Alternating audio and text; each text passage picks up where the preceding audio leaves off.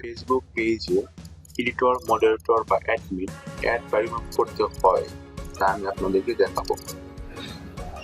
Facebook পেজে যাওয়ার পর আমরা সেটিং অপশন পাবো। সেটিং অপশনে ক্লিক করব। সেটিং অপশনে ক্লিক করলে আমরা বাম সাইডে অনেকগুলো অপশন পাবো, জেনারেল, মেসেজিং, পেজ ইনফো ইত্যাদি। আমরা পেজ রুলস নামে একটা অপশন পাবো। পেজ রুলস নামের অপশনে ক্লিক করব। পেজ রুলস নামের অপশনে ক্লিক করলে আমরা এখানে দেখতে পাবো অ্যাডমিন, এডিটর বা মডারেটরদেরকে। এখানে শুধু একটি অ্যাডমিন আছে না পেজ অঞ্চল। এখন আমি চাইলে এখান থেকে অ্যাডমিন, এডিটর বা মডারেটর অ্যাড করতে পারবো। যাকে আমি অ্যাড করতে চাই তার নামটা লিখবো। যেমন আদনান খানকে অ্যাড করার জন্য আমি আদনান খান ক্লিক করব। দেন তাকে আমি কি হিসেবে নিযুক্ত করতে চাই, এডিটর বা অ্যাডমিন বা মডারেটর। আমি অ্যাডমিন হিসেবে নিযুক্ত করতে চাই, তাই অ্যাডমিন সিলেক্ট করব। ওকে, অ্যাডমিন সিলেক্ট করার পর আমি অ্যাড অপশনে ক্লিক করব।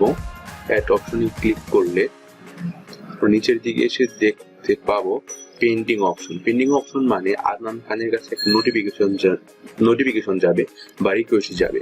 আদনান খান অ্যাকসেপ্ট করলে আদনান খান অ্যাডমিন হিসেবে নিযুক্ত হবে। ওকে, আদনান খান আইডি থেকে আমি অ্যাকসেপ্ট করেছি। অ্যাকসেপ্ট করার পর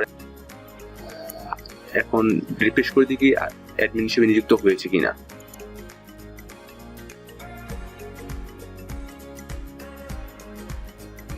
হ্যাঁ, আদনান খান অ্যাডমিন হিসেবে নিযুক্ত হয়ে গেছে।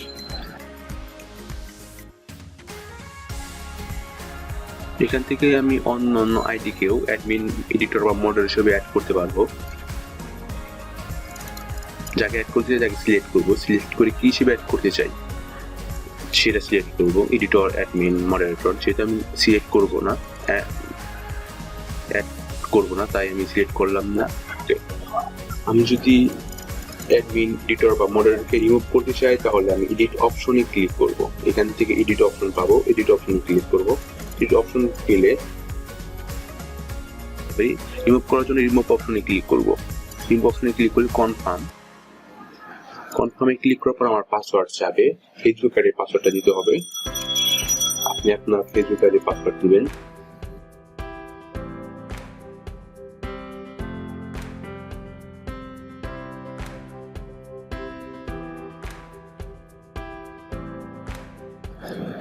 দেন রিফ্রেশ করে দেখি।